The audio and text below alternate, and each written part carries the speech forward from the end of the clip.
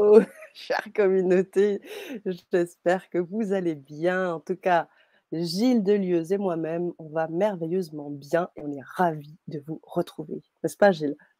Yes, trop content d'être là. Bonsoir à tous. Sana, bonsoir, on s'est déjà vu. Et Et vous? très, très heureux d'être là. Eh ben, c'est réciproque. On est ravis de se connecter avec vous, Isabelle, René, Patrick et tous les autres qui arrivent tranquillement sur la chaîne et sur les différents canaux que nous avons. Et on est ravis de se connecter avec vous et surtout de vivre ce soir ce magnifique atelier de nouveau. Alors, encore une fois, c'est vrai que je le fais souvent, mais je te remercie beaucoup pour ce programme Quantique Essence parce qu'on vit des choses juste extraordinaires avec les sens. Alors, c'est vraiment un jeu de mots, mais en même temps, c'est vraiment ça. Et là, ce soir, les codes de la Lémurie, on va encore vivre quelque chose d'extraordinaire pour tout. C'est l'explosion des sens, on met de côté le mental et ça fait du bien. Donc, merci à toi, encore une fois, Merci Gilles, beaucoup. d'être de la partie sur ce programme. Merci beaucoup. Ouais, c'est un vrai bonheur. Et puis, je crois que c'est essentiel d'apprendre à poser son cerveau et parfois de le rendre Mmh, aussi participatif bien pour sûr. plonger profondément dans la résonance et intégrer vraiment et pas simplement être dans le conceptuel ou dans le savoir, mais vraiment expérimenter la connaissance de l'intérieur. Mmh. Bien sûr. Et du coup, ce que je voulais aussi te demander, c'est que ce soir, on va commencer l'atelier dans quelques secondes. Les codes de la Lémurie, est-ce que pour les personnes qui arrivent, hein, qui ne te connaissent pas et voilà, que comment ça se passe? Qu'est-ce qu'on va faire ce soir? Enfin, du moins donner, quelques pistes pour savoir un peu, qu'est-ce qu'on va vivre? Ouais, ça va être quelque chose de vraiment très, très particulier. Là, en fait, on rentre sur, il y a des cycles à l'intérieur du cycle, en fait et donc là, Ouais. on arrive avec le module, qui touche à ce que j'appelle les civilisations souches. Bien Mmh. évidemment, on parle toujours de fréquences, et d'état de conscience et pas forcément, d'une histoire, d'une théorie qui se serait passée, ceci, cela. On est vraiment dans la vibration parce qu'après, on a des interprétations, mais les interprétations, elles peuvent diviser. La fréquence, par contre, elle parle vrai et tout le monde va pouvoir se synchroniser et entrer en synergie. Le but, c'est de rentrer en résonance avec ces airs parce que pour moi, ces civilisations sont plus qu'un lieu. Souvent, on a tendance à voir une civilisation, bon, ben, l'Atlantide, elle était à tel endroit, donc il y a X Mmh. théories, là, là, là. La Mmh mh. Lémurie, pareil. Moi, je le vois plutôt comme une ère. C'est-à-dire qu'à l'échelle de Mmh. la planète, il y a un moment, comme il y a eu l'ère glaciaire, comme il y a eu l'ère préhistorique, et cetera, bah, il y a eu une ère, Atlante, Lémurienne, il y a eu une ère, Atlantique. Lémurie, qui correspond donc à un mode de fonctionnement, à une fréquence, à une vibration, à un état de conscience, à une sagesse Mmh. particulière. Et à la lumière du temps radial, finalement, c'est pas forcément un passé ancestral, mais c'est un présent concomitant auquel on peut simplement se connecter et qui a des vertus et qui va pouvoir nous permettre de déployer jusque dans cette ligne de temps-ci, si on la connecte, eh bien Mmh. des données. Et comme pour chaque module, on va aller travailler avec nos doubles quantiques, c'est-à-dire qu'il y a une part de nous qui existe sur cette ligne de temps. Donc, Mmh. l'idée, c'est de la reconnecter pour que les vertus qu'elle a déployées, on puisse en faire le raccourci et les vivre ici sans avoir nous-mêmes à vivre le parcours Mmh. initiatique, entre guillemets, pour y arriver. Donc, Mmh. la Lémurie, je ne sais pas si j'en dis trop. Bah, allez, je vais dire 2-3 Ah, trucs. c'est cool. Merci Gilles. La Lémurie, ce qui m'a hyper touché, dans les énergies de la Lémurie, je les ai recontactés en 2015 à Hawaï, OK. et c'était hyper fort et en fait, ce qui m'a vraiment beaucoup marqué, c'est qu'on sort de la consistance individuelle. Et ça, c'est quelque chose de phare parce que souvent, y compris dans notre démarche spirituelle, d'ailleurs, on parle beaucoup de développement personnel où c'est la personne et le personnage et l'individualité qui sont quand même au premier plan, y compris pour aller toucher sa divinité, mais sa Mmh. divinité qui, elle aussi, serait d'une certaine manière individualisée. Et là, il est question d'embrasser la dimension au-delà de l'âme, au-delà de l'essence, dans ce que je vais appeler des entités groupes ou des entités collectives. Et donc, dans cette ère, ce n'est plus un individu qui se vit comme un être à part entière, mais c'est comme si les individus étaient plutôt des atomes ou des cellules d'un ensemble plus large qui avaient sa conscience propre et que donc du coup, on embrassait la conscience de ce groupe et que c'était vraiment l'idée de gardien de cycle en même temps.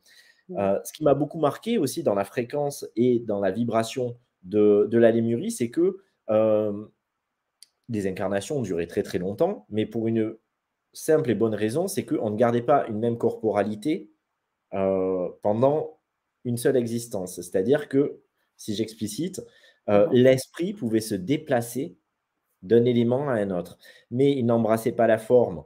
par exemple d'un humain, mais il allait embrasser la forme d'un volcan, de la lave, d'une montagne, de plaques tectoniques. Et en fait, c'est vraiment les gardiens de l'équilibre de la planète. C'est aussi les gardiens des cycles, des temps, mais à l'échelle de cette incarnation. Et c'est comme s'ils étaient ces énergies groupes venus semer des données, mais aussi danser ensemble. C'est-à-dire que rien n'est inhérent à un en particulier, c'est comment ils interagissent, c'est comment dès que l'un bouge, dans une mécanique parfaitement huilée, tous les autres bougent en même temps pour créer une nouvelle dynamique ou pour retrouver un équilibre. Et donc, c'est vraiment cette coopération, cette interdépendance et tout à la fois cette pleine puissance, cette conscience qui voyage, qui se déplace, qui peut changer de forme, qui est complètement polymorphe, mais qui suit toujours un même but, tout en acceptant de jouer de sa forme, de s'assouplir et de participer à cette danse. Et donc ça, c'est quelque chose de très fort parce qu'on pourrait se dire, très bien Gilles, mais qu'est-ce que ça nous apporte concrètement? Qu'est-ce que ça apporte dans la vie? Ça nous fait une belle jambe de connecter quelque chose de cet ordre-là. Mais ce que ça change, c'est qu'on se resitue dans une dynamique où on donne du sens en dehors de ce qu'on perçoit dans la conscience ordinaire individualisée et que tout d'un coup, on va se resituer dans une dynamique qui va nous permettre de nous saisir de données qui étaient peut-être déjà présentes aux portes de notre être, mais qu'on ne traitait pas parce qu'elles étaient en dehors de nos radars, vu que nous, on était uniquement focusé sur ce qui est personnel. Et là, on va rentrer dans la dynamique, mais sans avoir besoin de se dire, parfois on parle de mission de vie, parfois on parle Oui. de choses de cet ordre-là. Moi, vous le savez, pour les gens qui me connaissent, ce n'est pas un truc qui me résonne de parler de mission de vie en tant que tel, comme si on était venu pour quelque chose, mais en revanche, euh, à ce niveau-là, on peut se dire qu'il y a des choses auxquelles on a choisi d'adhérer ou pour lesquelles on a choisi d'être un garant ou un gardien, et qu'on ne va pas faire en se disant, tiens, je suis fait pour cela, mais du seul fait de s'ouvrir à ces énergies, ça va se manifester en nous sans qu'on ait besoin que le mental s'en saisisse en disant ensuite, il faut que je fasse ceci ou il faut que je fasse cela. C'est-à-dire qu'il n'y a plus de distance et d'entrave ou de filtre entre cette conscience collective qui passe parfois à travers moi, parfois au travers d'une autre cellule qui participe à cet ensemble. Et si on reprend une forme systémique de société, finalement, dans la systémie, c'est la forme tribale qui serait la plus proche parce que bien évidemment, il y a quand même une consistance individualisée, mais cette consistance individualisée n'est qu'au service fonctionnel du collectif. C'est-à-dire que chacun a une fonction qui est presque interchangeable pourvu que le collectif perdure et soit en équilibre ou se déploie. Et donc là, c'est vraiment ça, c'est comment je peux me mettre en synergie et comment je peux me rendre compte que je suis un avec les autres plutôt que d'avoir besoin d'être un parfois sans les autres en me mettant du retrait, ou un dans la confrontation à l'autre, un en tâtant mes propres limites, mais là c'est au contraire un en sortant de l'idée de mon individualité pour embrasser un tout plus large qui n'est pas non plus la source, mais qui est fonctionnel et dans lequel je vais pouvoir interchanger aussi, c'est-à-dire que ces molécules, on pourrait se dire que elles se désassemblent pour former autre chose et que donc en fait on peut appartenir à plusieurs entités groupes à la suite ou concomitamment. Parce que là aussi, ça se déploie et on va aller beaucoup plus loin dans les énergies, dans le champ quantique et dans la démultiplication de la conscience et la démultiplication des particules. Waouh! J'ai envie de Alors, dire je sais pas juste si c'est waouh! audible ce que je dis, mais C'était audible et ce que je ressens, en fait, parce que de la même manière, tu utilises des mots, certes, mais c'est aussi ce que ça vibre et ce que moi je ressens dans ce que tu dis, c'est que c'est super intéressant dans la mesure où le chemin que tu proposes, il est intéressant. Un chemin où justement on met de côté tout ce qui est de l'ordre de mettre des mots sur des choses et cetera et de faire vraiment confiance à son être. Je sais que l'être-té, c'est quelque chose pour toi qui compte et qu'à partir de là, il y a des choses qui bougent et on peut se connecter et il y a 1000 et un chemins et ces chemins que tu proposes sont très intéressants. On va en découvrir un ce soir avec les codes de la Lémurie, donc je te remercie. Oui, c'était très, très, très, très enfin moi, personnellement, j'ai compris et j'ai suivi, mais voilà et au-delà de ça, au-delà de la compréhension, je dirais, mentale, ce qui vibre ce qui vibre en moi, c'est ça. Donc merci à toi, Gilles, pour ce partage et on va sans plus tarder commencer. Je prends juste deux commentaires que nous avons. Mireille qui nous dit: «Bonsoir, j'aurais une question s'il vous plaît. Les dauphins auraient-ils» alors je l'affiche comme ça tu l'as également. «Auraient-ils pas eux aussi une part d'ombre et de lumière? La dualité comme humain, du coup, comment ils fonctionneraient avec ces 2 parts? Merci bien» et c'est Mireille Baptiste qui pose la question. alors bonsoir Mireille, bon, on est un peu en dehors C'est du vrai. thème, mais je vais essayer de répondre en étant synthétique, ce qui n'est pas ma qualité première. Euh, On pourrait se dire que comme n'importe quelle forme de vie, effectivement, il peut y avoir une forme de dualité. Euh, Moi, pour ma part, Ouais. et ça n'engage que moi, et ce n'est pas une vérité absolue, dois-je le rappeler, je ne contacte pas ça chez le dauphin. Ça fait 13 ans Mmh. que je me vis au contact des dauphins et il y a une émotion qui remonte. Ah, C'est quelque chose, voilà, j'imagine. alors peut-être que je suis pas objectif aussi. Ils ont bouleversé ma vie. Heu, je publiais une vidéo tout à l'heure où je disais qu'ils m'avaient sauvé la vie ou qu'ils Mmh. m'avaient ramené à la vie et que c'était soit l'un soit l'autre. Hem Et je vois en eux, la pure lumière. Hem, Après de notre point de vue normé, de notre point de vue moral, on va considérer que parfois ils ont un comportement qui pourrait ne pas nous paraître ajusté, mais par rapport à quelles normes? C'est sûr que les dauphins, ne s'embarrassent pas de la morale humaine. Mmh. Ouais. Ça c'est certain et nous on va les regarder et parfois il y a des personnes qui m'écrivent en me disant: «Mais comment tu peux encenser les dauphins alors que les dauphins sont des violeurs en puissance?» Mmh. OK, disons qu'ils ont, de leur point de vue, ils s'embarrassent pas d'une norme de savoir, ils sont très libertins. Est-ce pour autant qu'il y a un manque de respect dans leur mode de fonctionnement? On ne sait pas. C'est vu, c'est très, c'est de l'anthropomorphisme quoi, quelque part. On le Ouais. voit de notre ou de l'ethnocentrisme, on le voit de notre point de vue avec Mmh. notre système de fonctionnement Mmh. relationnel, sociétal et cetera. Eux, ils ont notre mode de fonctionnement. C'est pas pour autant qu'il est pervers ou il est vicieux. On dit aussi, bah, les dauphins, et c'est vrai, les dauphins, ils peuvent aimer avoir un shoot et ils peuvent être des junkies avec les poissons globes notamment. Et donc, en fait, ils vont aller prendre. Il y a le poison du poisson globe qui leur fait prendre des shoots et qui les fait délirer, quoi. Bah, Ouais. ils ont trouvé ça, bah, ils s'amusent avec. Est-ce pervers ou mal pour autant? Je ne crois pas. Et je crois que les dauphins, sans avoir besoin de les placer sur un piédestal, sont des animaux ou des êtres au-delà de l'animal qui ont au contraire un degré de sagesse qui fait que, ils n'ont pas besoin de briller en étant dans une position exemplaire où ils nous vendraient ce qu'on attend ou ce qu'on projette sur, un être élevé, illuminé et conscient. Ils se sont complètement détachés, ils ont enlevé ces étiquettes-là et ils sont eux pleinement. Et en plus, parfois, ils jouent aussi ce rôle-là pour nous amener nous-mêmes à nous lâcher la grappe et à accepter d'être nous dans tous nos états et de nous aimer dans tout ce qui est là, plutôt Mmh. qu'au contraire, de rentrer encore plus dans des carcans, de se discipliner pour essayer d'être conforme à l'image ou à la projection. Et donc ça, je crois que c'est la marque, mais il y a quelques humains aussi qui font ça magnifiquement, c'est la marque des êtres véritablement sages pour moi. Et je Mmh. pense et toujours à cet être qui m'a énormément apporté, qui est le professeur Léonard Lascaux, et qui a ce regard d'enfant à plus de 80 ans et qui se fiche de ce qu'on peut penser de lui et qui va rire si on le critique et qui va l'instant d'après faire une roulade dans le pré comme un gamin et certaines personnes qui vont le regarder, mais qu'est-ce qu'il fait? Mais c'est pas pour quelqu'un de son rang, mais qu'est-ce qu'il fait, Mmh. etc. Et lui qui se contente d'être dans tous ses états parce qu'il est en paix avec toutes les parts de lui. Mmh. Et donc, il accompagne les personnes à cela. Les dauphins, c'est la même chose. Donc, Mireille, je crois que c'est pas anodin si tu as posé la question, c'est que certainement, il y avait quelque chose de cet ordre-là que tu devais entendre.